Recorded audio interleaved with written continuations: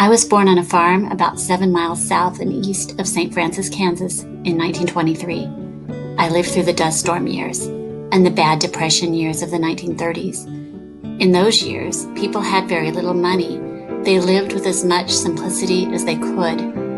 Those were referred to as hard times, and they were indeed very hard times to live in. Because of the drought and the constant blowing of dirt, which found its way all the way from Texas and Oklahoma, this whole area was literally without color. I remember very few trees, nothing but bare and blowing earth. Day after day, the dust blew and the skies were so dark, we had to light our kerosene lamps in the middle of the day. I believed that I was experiencing what life was.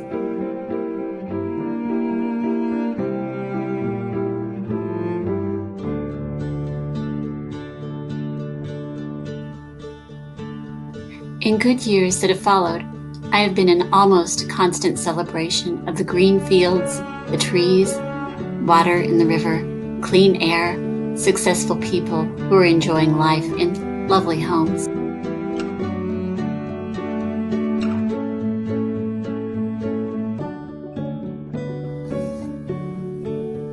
Since our lives were so very colorless in my days as a young child, I broke the monotony of it all by drawing pictures and coloring them with crayons, watercolors, whatever was available.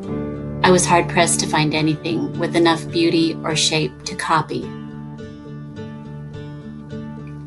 I remember time spent on the roof of a chicken house, sometimes on top of the windmill with a pencil and paper. I began to dream of becoming a famous dress designer in New York City. I spent a great deal of time drawing lovely dresses on glamorous women.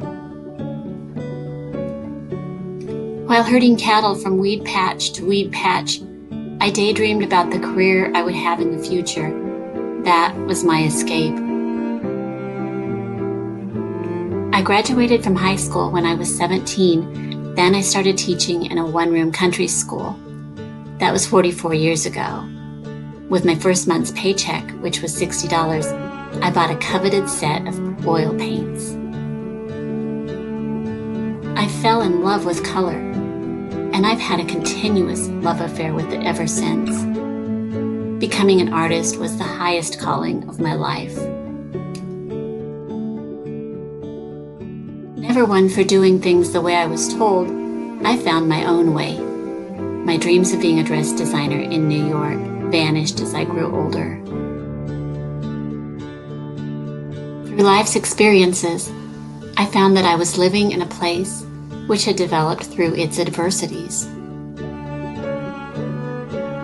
A place of infinite richness of spirit, a place with its own inimitable beauty in landscape and in its people. For many years, I've been trying to interpret this country through my art. The many farmsteads I draw are done in an effort to show the courage of our people as they help build the country that we now enjoy. I hope that they're not just drawings, but that they capture a spiritual quality and somehow tell you of the lives that were lived in and near them, and of the efforts that were put forth by those who have gone before us. My painted landscapes and portraits satisfy my desire to literally wallow in color. Being an artist is so exciting. It all comes from within myself. Every time I start a new painting, I believe that this is the one that is truly going to come alive. I am still convinced that one day it will happen.